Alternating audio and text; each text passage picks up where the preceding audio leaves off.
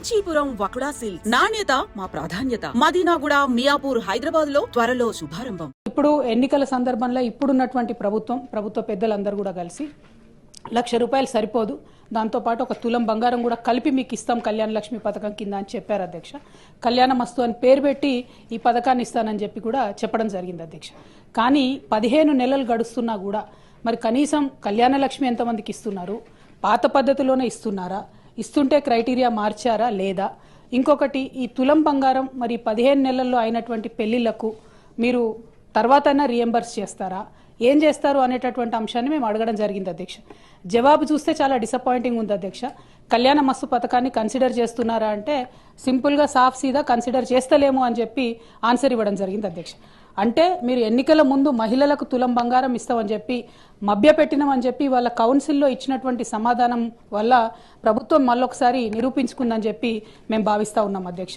మరి ఇట్లాంటప్పుడు మీరు ఇక మిగతా హామీలను మహిళలకు ఇచ్చినటువంటివి అది 2,500 కావచ్చు, ఇంకోటి కావచ్చు, వాటి పట్ల కూడా మరి కనీసం ఏం ఫోకస్ చేస్తలేరా, ఆ విషయాన్ని కూడా ప్రభుత్వం దయచేసి చెప్పవలసిందిగా నేను డిమాండ్ చేస్తున్నా అధ్యక్ష. మరి ఇంత సోషల్ కాన్సెప్ట్, ఇంత బ్యాక్గ్రౌండ్తోని మంచి ఇండికేటర్స్తోని చేసినటువంటి కార్యక్రమాన్ని నీరుగార్చడం, మీరు ఇచ్చినటువంటి హామీ మీద ఇంత విస్పష్టంగా మేము అసలు చెప్తలేము, కన్సిడర్ చేస్తలేమని చెప్తే ఇది మహిళలను మీరు మోసం చేసినట్టుగానే మేము భావించవలసి వస్తుందని చెప్పి ఈ సందర్భంగా ప్రభుత్వాన్ని అడుగుతూ కనీసం మరి తర్వాతన్నా ప్రారంభిస్తారా అనేటటువంటి ప్రశ్నను నేను మంత్రి గారిని అడుగుతా ఉన్నాను. సార్, గౌరవ సభ్యురాలు అడిగినటువంటి ప్రశ్నకు ఏ లేదండి, బి ఆ ప్రశ్న ఉత్పన్నం కాదు, సి ఆ ప్రశ్న ఉత్పన్నం కాదండి. అధ్యక్ష, థ్యాంక్ యూ అధ్యక్ష. పొన్నం ప్రభాకర్ అన్న చాలా నిజాయితీగా మేము మహిళలను మోసం చేసినాం ఎన్నికల ముందు, ఇప్పుడు మాత్రం ఆ పథకం ఇచ్చే ఉద్దేశమే లేదు అని చెప్పి ఖరాఖండిగా కౌన్సిల్ సాక్షిగా చెప్పినందుకు వారికి ధన్యవాదాలు తెలియజేస్తా ఉన్నాను.